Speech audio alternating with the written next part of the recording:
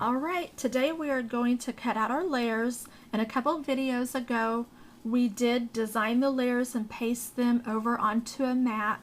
So go ahead and go into your design studio, go to your layer page and get all your layers cut out, and we are going to move forward from here.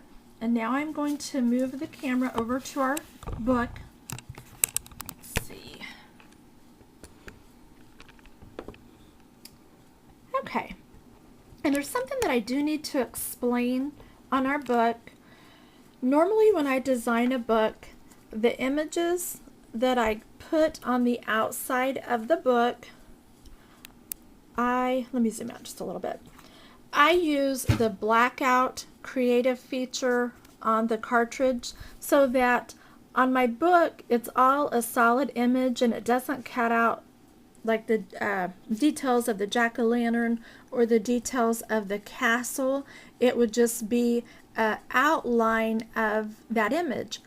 However, on the Paper Doll Dress Up cartridge, because they packed that cartridge so full of wonderful images, but there was not room to allow for a blackout or a shadow feature.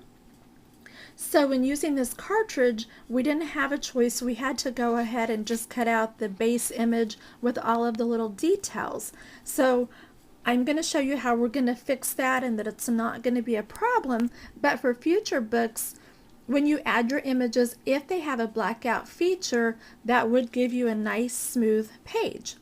Okay, so now I have all of my layers cut out.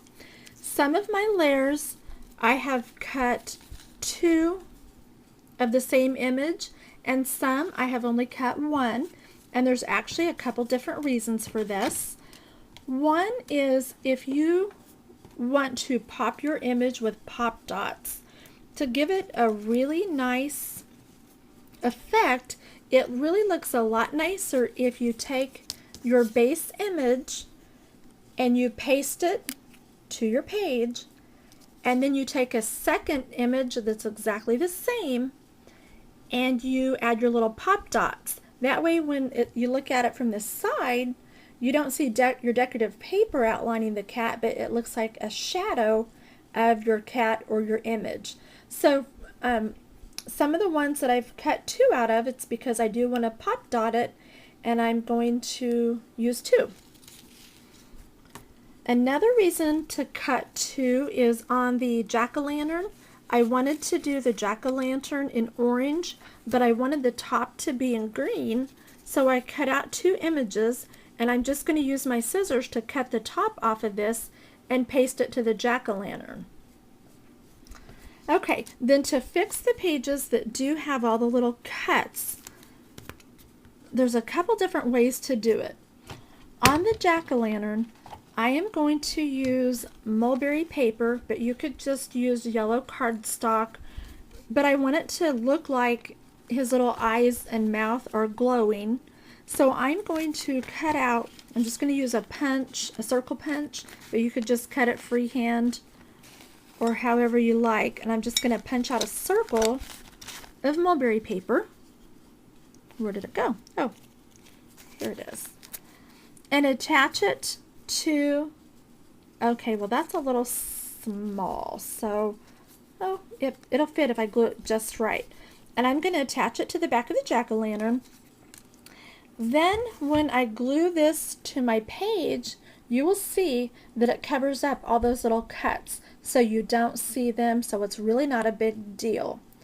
Another way you can do it, if I want to pop this image,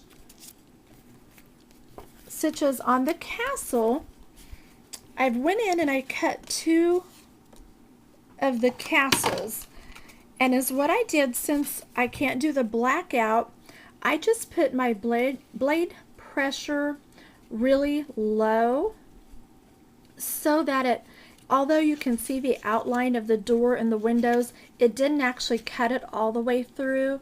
Now yes, it did make it a little bit harder to break the castle away from the cardstock, and as you can see, I've kind of got some rough edges that I do need to smooth out, but I'm going to take this black or this base layer and I'll just adhere it right over my castle, and as you can tell, it covers up all the ugly little cuts that's missing pieces, And then I cut it a second time because I do want to pop this.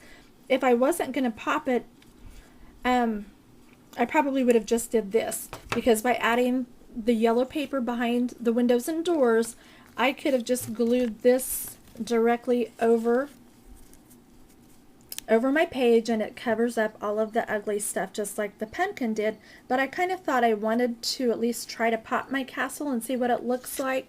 So for the base image or the shadow underneath, that's how I chose to do it.